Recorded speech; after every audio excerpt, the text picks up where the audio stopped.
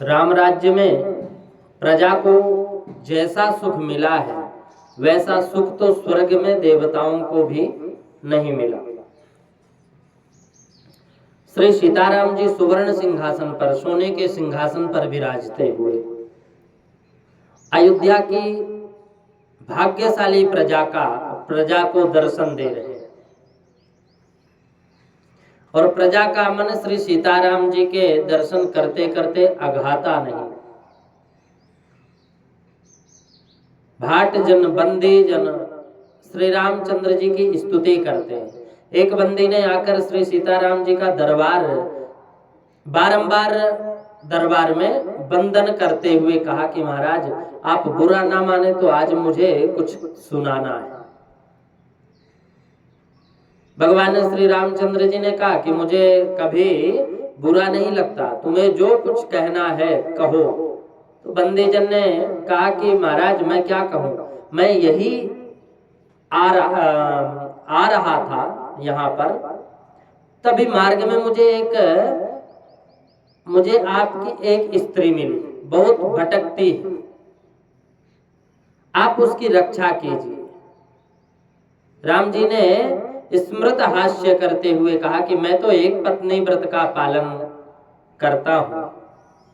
रावण श्री सीता जी को लेकर के गया था, रावण को मारकर श्री सीता जी को लेकर आया, मुझे मार्ग में किसी अन्य की स्त्री मिली होगी ऐसा नहीं है।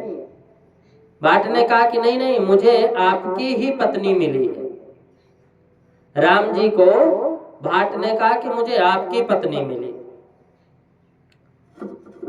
महाराज आप तो अनेक स्त्रियां हैं आपकी, मैं जानता हूं, लक्ष्मी आपके चरण में रहती है, आप लक्ष्मी के पति हो, लक्ष्मी सरस्वती या आपके मुख में रहती है, इससे कीर्ति देवी को रहने को कोई स्थान ही नहीं मिला कि घर में रहे, इससे वह संसार में बहुत भटकती है, आपकी कीर्ति जगत में फैली हुई है। गृहे तिष्ठति ते लक्ष्मी वाग्देवी च सरस्वती तस्मात् कुत्पिता तु राम कीर्तिर्यथा दिगंतरम। आपने लक्ष्मी को चरणों में वास दिया है, सरस्वती को मुख में वास दिया है, तब निवास की कोई जगह नहीं मिलने के कारण बेचारी कीर्ति संपूर्ण जगत में भटक रही है। इस प्रकार भाट ने युक्त पूर्वक भगवान श्री रामचंद्र जी की स्तुति करते और स्तुति करते हुए कहा कि आपकी कीर्ति अब दिगंत में जगत भर फैली हुई है, जगत को त्रास देने वाले रावण को आपने मारा है, आज प्रजा अत्यंत सुखी है, आप कृपा करो, आपकी सदा जय जयकार हो। भगवान श्री राम की जय हो। शंकर भगवान माता पार्वती से कहते हैं कि कल्याणाम निधानम कलिमल मथनम पावनम पावनानाम पाथेयम यन्मुच्छो पाथेयम यन्मुच्छो सपदि परिपद प्राप्यते पस्थितस्य विश्रामस्ने मेकम। कहते हैं कि भगवान श्री राम बिना आराम नहीं है, भगवान के बिना आराम नहीं। कल्याणम निधानम कलिमल मथनम पावनम पावनानां पाथेयं यन्मुमुक्षोः सपदि परिपद प्राप्यते प्रस्थितस्य विश्रामस्थानमेकं कविवर वचसा जीवनं सज्जनानां वेदं कल्पद्रुमस्य प्रभुवतु भगवतां भूतये राम नामम्। विश्राम बिना आराम नहीं। जगत में जितने महापुरुषों को पूर्ण शांति प्राप्त हुई है, उन सब महापुरुषों ने श्री रामचंद्र जी की सेवा की है। श्री राम दर्शन से ही शांति मिलती है। राम कृपा बिनु सपन्यों जीव न लह विश्राम। तुम किसी भी धर्म को मानो, तुम्हारा इष्ट देव कोई भी हो, रामचंद्र जी की सेवा तुमको करनी ही पड़ेगी। भगवान श्री राम की सेवा के बिना किसी का भी मन शुद्ध नहीं होता। भगवान श्री रामचंद्र जी को तुम पुष्पों की माला अर्पण करो, भोग धरो, आरती उतारो, यह रामचंद्र जी की साधारण सेवा। रामचंद्र जी की उत्तम सेवा तो यह है कि राम जी की मर्यादा का तुम बारंबार पालन करो। आचरण राम जी जैसा रखना चाहिए। पुरुष का जीवन राम जी जैसा होना चाहिए। स्त्री धर्म जगत को श्री सीता माँ ने बनाया है और श्री सीता जी का चरित्र आंखों के सामने रखकर स्त्रियां श्री सीता जी का जीवन व्यतीत करें। मानव स्वधर्म का पालन करे तो उसे बहुत शांति मिलती है। स्वयं धर्म का पालन करना चाहिए मानव को। मनुष्य का स्वयं का कर्तव्य क्या है, उसको यह जानने की इच्छा होती नहीं। कितने ही अपना कर्तव्य जानते हैं परंतु उनका पालन नहीं करते। हम आकाश से धरती पर उतरे नहीं। किसी कुल में, गोत्र में, जाति में हमारा जन्म हुआ है। हमारा धर्म प्रभु ने निश्चय किया है। धर्म धन की अपेक्षा, प्राणों की अपेक्षा भी श्रेष्ठ है। अन्य सब जाए तो भले ही जाए परंतु धर्म नहीं जाना चाहिए। इसकी सदैव रखवाली करो। स्वधर्म का बारंबार पालन करोगे तो तुम्हारे भक्ति भगवान को अच्छी लगेगी। लोग भक्ति का कुछ ढोंग कर लेते हैं, पुस्तकों को पढ़कर कुछ ज्ञान की बातें भी करने लगते हैं, परंतु आजकल अधिक लोग धर्म पालन करते नहीं। कितने ही लोग ऐसे समझते हैं कि हम तो भक्ति करते हैं इसलिए भगवान हमारे पापों को भस्म कर देते हैं। लेकिन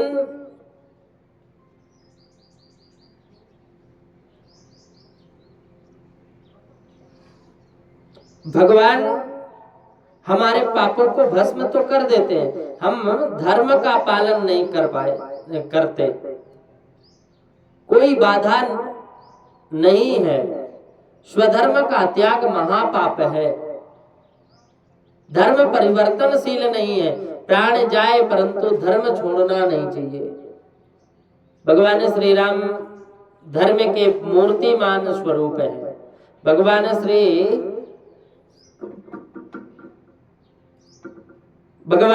धर्म परिवर्तनशील नहीं है।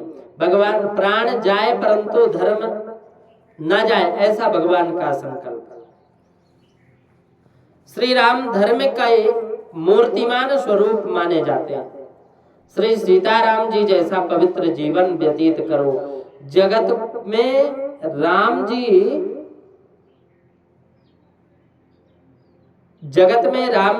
जी का राम राज्य हो ऐसी आशा नहीं। तुम अपने घर में राम राज्य बनाओ। तुम सभी प्रभु के प्यारे हो। राम राज्य की कथा सुनते हो, तुम्हारा मन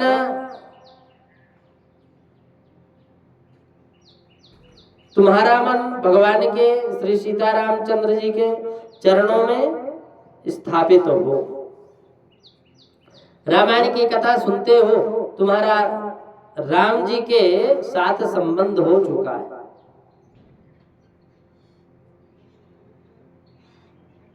राम जी सद्गुण जीवन में उतारो, राम जी का सद्गुण जीवन उतारो। रामायण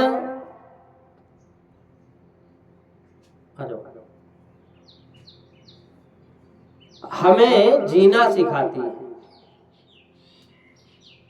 श्री राम जी में सभी सद्गुण एकत्रित है। राम जी का एक एक सद्गुण जीवन में उतारो। इसी प्रकार राम जी की सेवा से मन को शुद्ध कर लो, और मन शुद्ध होता है राम जी की आराधना, राम जी की सेवा से। राम जी की मर्यादा पालन करने से ही पाप नष्ट होते हैं। जिस घर में राम जी की मर्यादा का पालन होता है उस घर में राम राज्य होता है, और जिस घर में राम राज्य है उस घर में बहुत शांति मिलती है। राम राज्य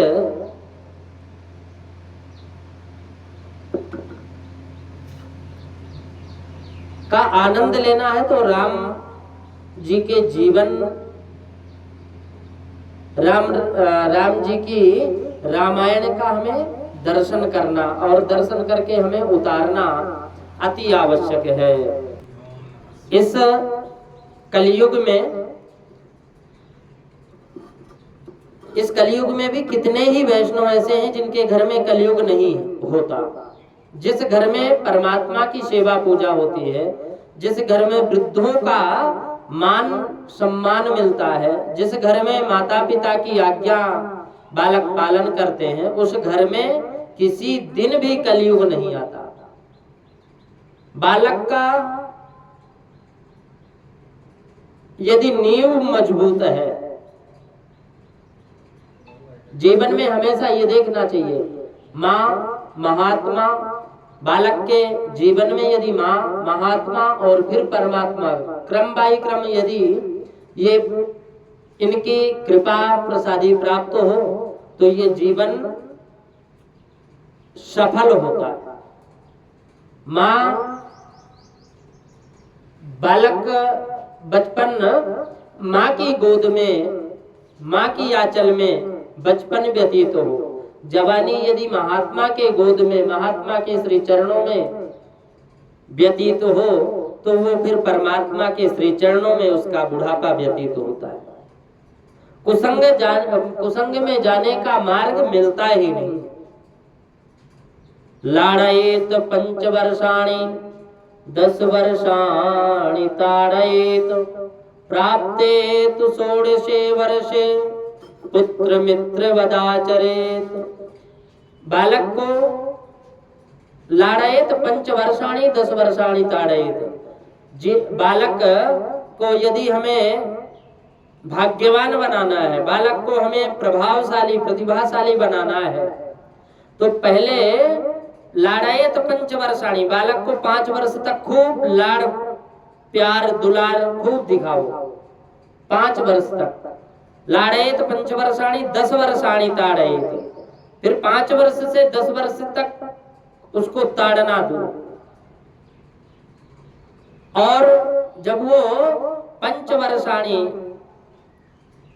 लाड़येत 5 वर्षाणि 10 वर्षाणि ताड़येत प्राप्तेत 16 वर्षे, जब वो 16 वर्ष का बालक हो जाए तो उसको फिर पिता अपने पुत्र को अपने मित्र जैसा व्यवहार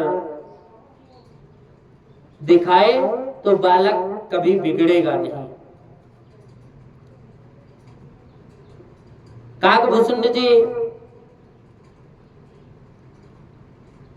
भगवान भोलेनाथ देवी पार्वती को यह राम कथा सुना रहे थे।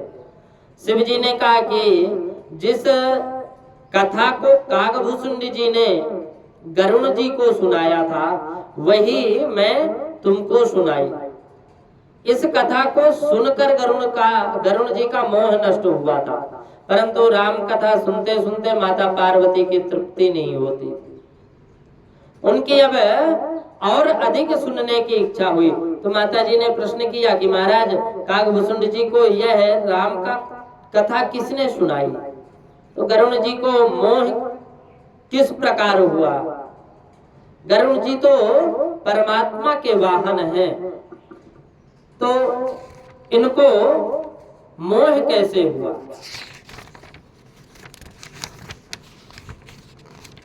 गरुण महाज्ञानी गुण राशि, हरि सेवक अति निकट निवासी।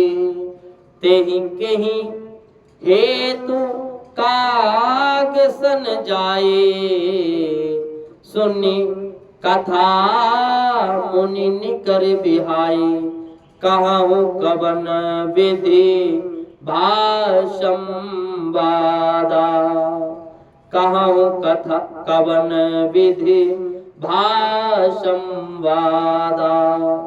हो दो हरि भगत काग उर्गादा, कहूँ कवन विधि भाषम वादा। माता जी का प्रश्न सुनकर भगवान भोलेनाथ को आनंद हुआ। भगवान भोलेनाथ माता पार्वती जी को काकभूषुंड की कथा सुनाते हैं। काकभूषुंड विराजते थे जहां उनका आश्रम इतना दिव्य था कि वो वहां कलयुग का प्रवेश निषेध था।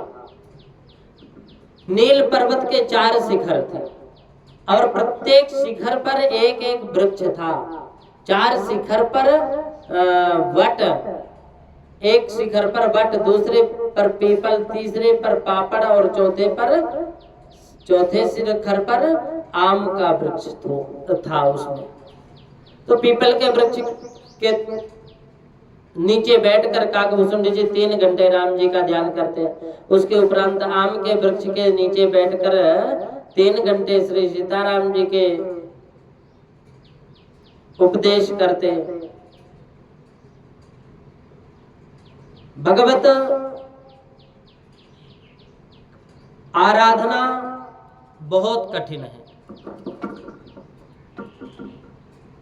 मानसी सेवा में विशेष ध्यान रखना चाहिए। मन कोई लौकिक विचार ना करे, मन की धारणा निरंतर भगवान के चरणों में रहती और रहनी चाहिए, रखनी चाहिए। काकभूषुंड जी मानसी सेवा में ठाकुर जी आगे बढ़े, ठाकुर जी का श्रृंगार करते, माला अर्पण करते, सहस्त्र नाम का पाठ करते हुए तुलसी अर्पण करते, फिर प्रथम 3 घंटा ध्यान, तदुपरांत 3 घंटे मानसी सेवा, उसके उपरांत 3 घंटे पाकड़ के वृक्ष के नीचे श्री राम नाम का जप करते। उसके बाद 3 घंटे वट वृक्ष के नीचे बैठकर राम कथा कहते। अनेक प्रकार के पशु पक्षी श्रवण करते रहते। काकभूषुंड जी की संपूर्ण भगवान की लीला काकभूषुंड को पता है। काकभूषुंड जी संपूर्ण दिन, पूरा दिन भक्ति में लीन रहते। कथा, कीर्तन, ध्यान, जप और सेवा, ये 3 जगत में विद्यमान है।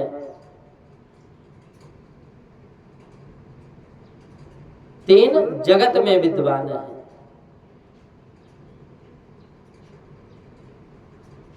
भगवत आराधना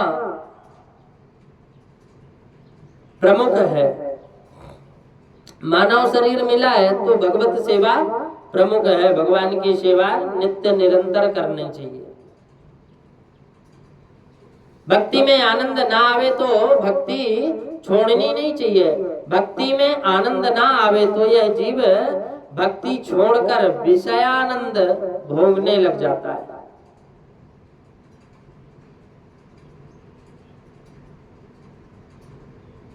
भगवान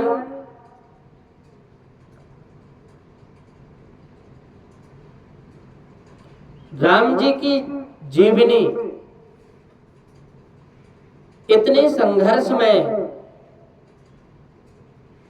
भगवान दिखाना चाहते हैं कि मानव शरीर जब मिला तो मानव शरीर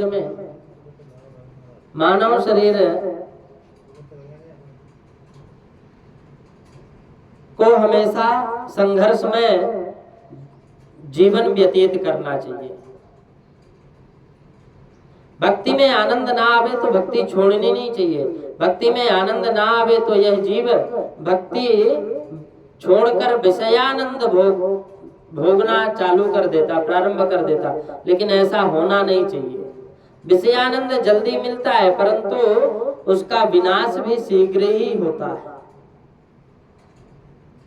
काकभुसुंडी जी के 4 वृक्षों के नीचे काकभुसुंडी जी और चारों युग का धर्म आचरण बताया। काकभुसुंडी जी ने 4 वृक्षों की छाया में चारों युगों का धर्म अपनाया। कृते यद ध्यायतो विष्णुम त्रेतायाम यजतो मखयेह द्वापरे परिचर्यायाम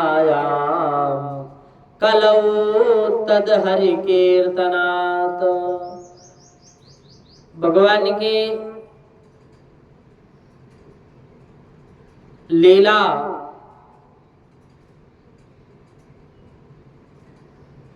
जीवन में भगवान की लीला को अपनाना चाहिए।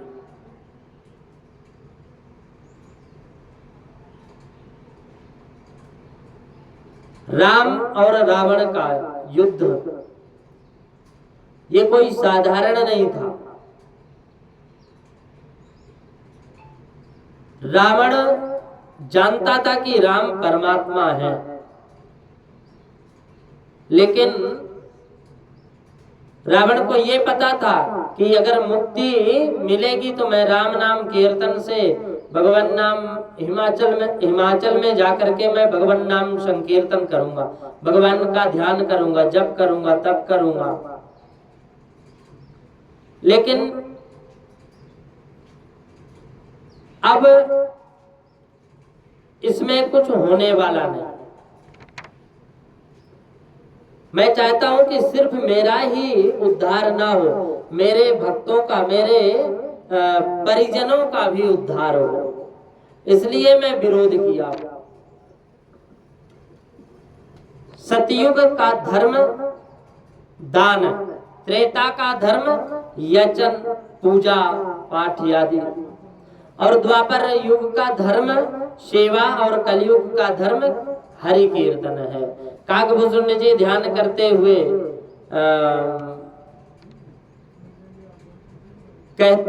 सेवा करते और जप करते, कथा कीर्तन करते थे। यज्ञ से मंत्र शुद्धि, द्रव्य शुद्धि, देश शुद्धि, आसन शुद्धि, देह शुद्धि और प्रत्येक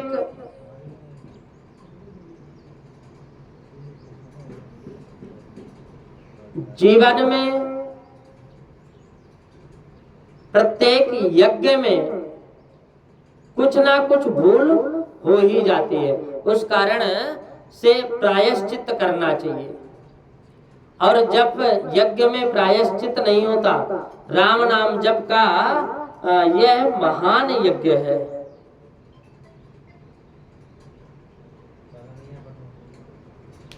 काकभुसुंडी जी नीलाचल पर्वत पर विराजते थे और दक्ष प्रजापति के यज्ञ में भगवान हंस के स्वरूप में काकभुसुंडी जी के आश्रम में गए और वहां भगवान शंकर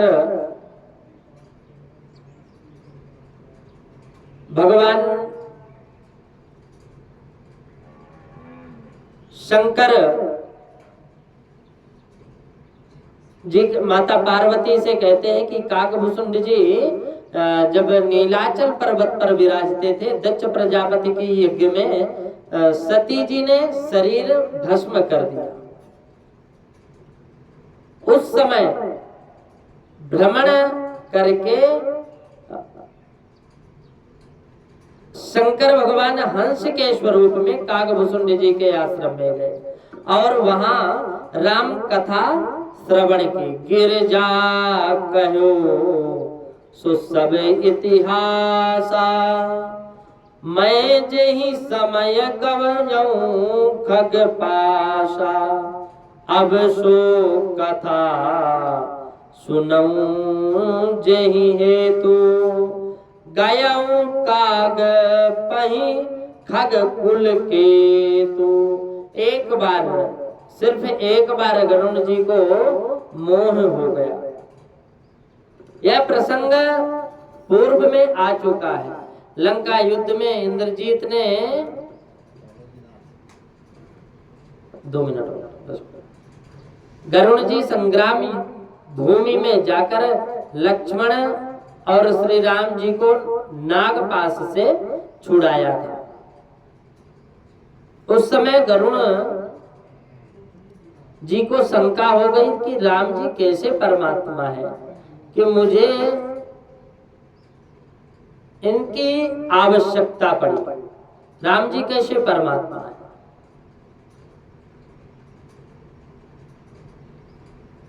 राम जी सगुण साकार परमात्मा की लीला देखकर देवताओं को भी मोह हो जाता है। गरुण जी को ऐसा लगा कि राम जी परमात्मा नहीं है, इनको तो मेरी आवश्यकता पड़ी। मनुष्यों को आकर्षित करने के लिए परमात्मा मनुष्य जैसी लीला करता है। परमात्मा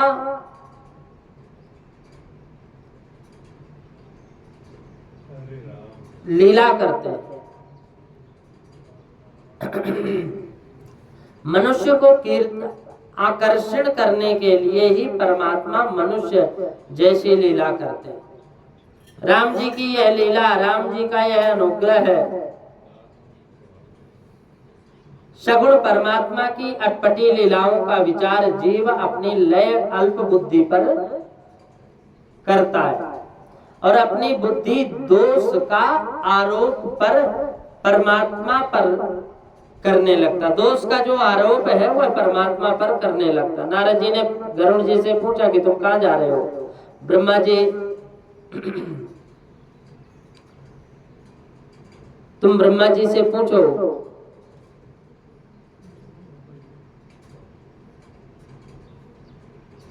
शंकर भगवान नारद जी ने गरुड़ जी से कहा कि आप ब्रह्मा जी से पूछो। गरुड़ जी ब्रह्मा जी के पास गए।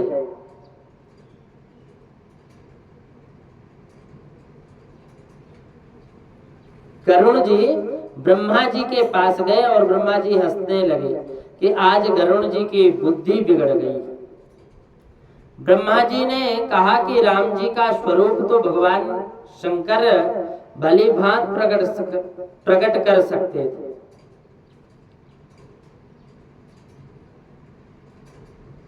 वहां राम जी का स्वरूप तो भगवान शंकर भली प्रकार जीवन गरुड़ महाराज कैलाश पर गए और शिव जी को प्रणाम करके अपनी शंका पूछी। शिव जी महाराज ने विचार किया कि इनको अभिमान मोह है और गरुड़ जी पक्षी हैं और काकभूषुंड जी भी पक्षी हैं, तो पक्षी की भाषा पक्षी ही समझ सकता है। जी